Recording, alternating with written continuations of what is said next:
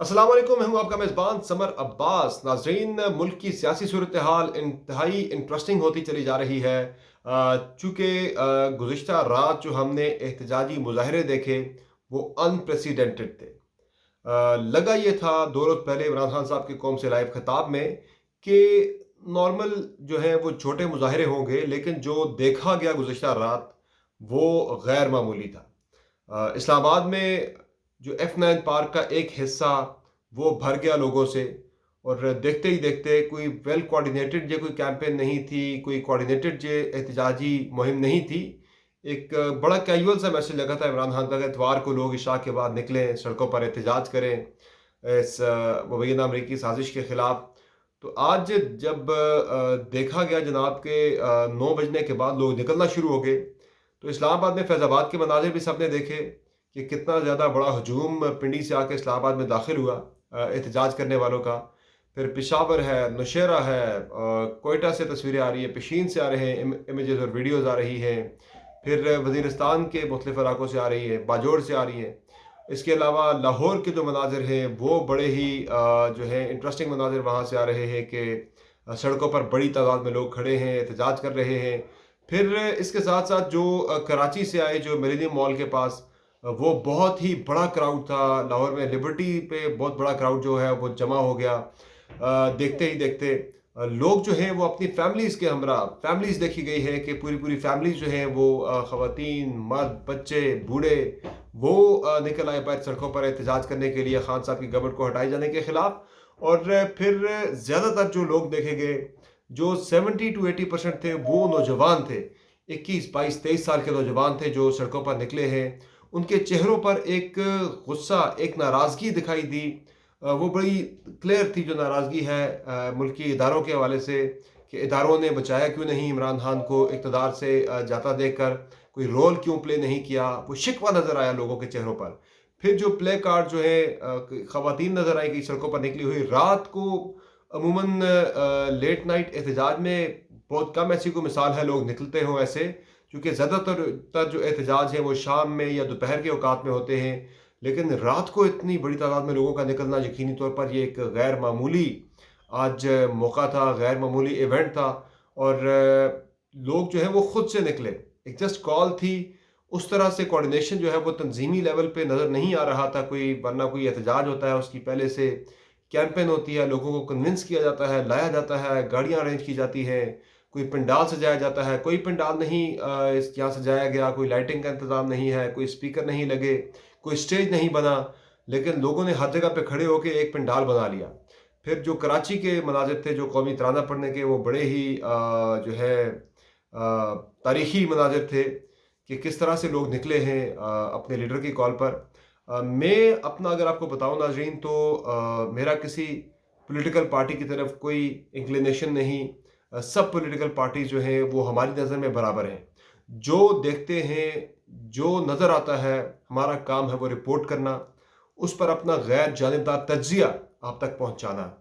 PTI जितना अर्सा government में रही है, मैं काफ़ी क्रिटिकल रहा हूँ पाकिस्तान तहरीक इंसाफ की गवर्नेंस के हवाले से, उनकी पॉलिसीज़ के हवाले से। कई लोगों का शिकवा भी मुझसे रहा कि आप इतने क्रिटिकल क्यों होते हैं। लेकिन जो सच है उसको हमेशा सच कहा, जो देखा उसको बग़ैर किसी मुबालगा आराई के या बग़ैर हक़ाइक़ को छुपाए वो हकीकत आज तक बयान की है बांग दोहल।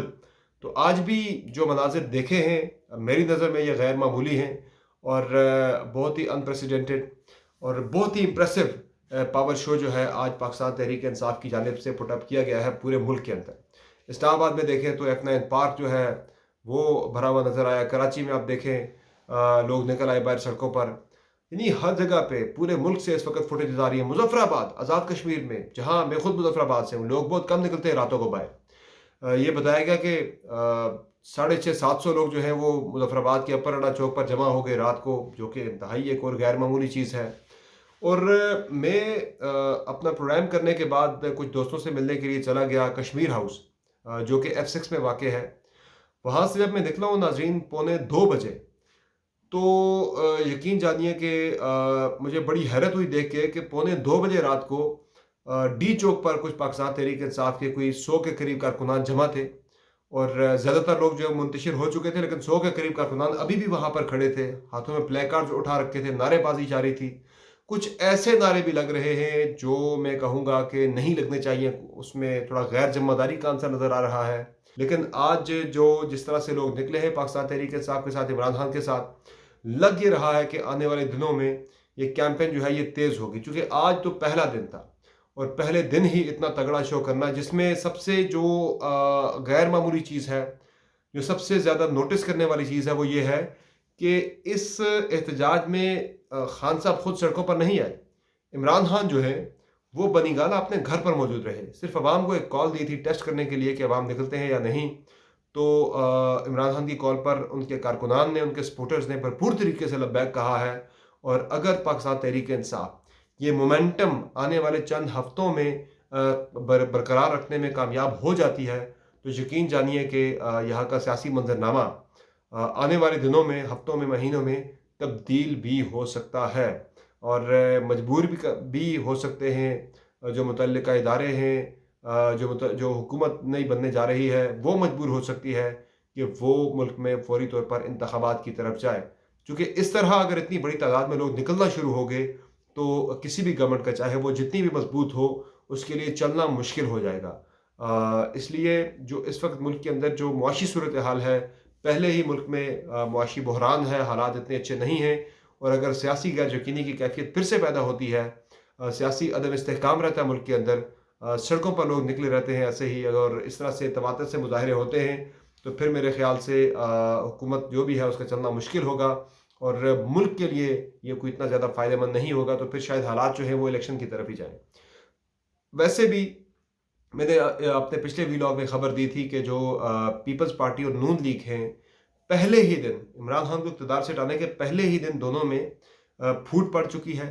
और फूट जो पड़ी है वो इस चीज़ पे पड़ी है कि पहले एग्रीड था कि पीपल्स पार्टी को स्पीकर नेशनल असम्बली का ओहदा भी दिया जाएगा और चेयरमैन सेनेट का भी दिया जाएगा। लेकिन आज नून लीग जो है वो गुज़िश्ता रोज़ वो इस वादे से पीछे हटती नज़र आ रही है, और पीपल्स पार्टी को कन्वे किया गया है कि आप दोनों में से एक ओहदा रखिए।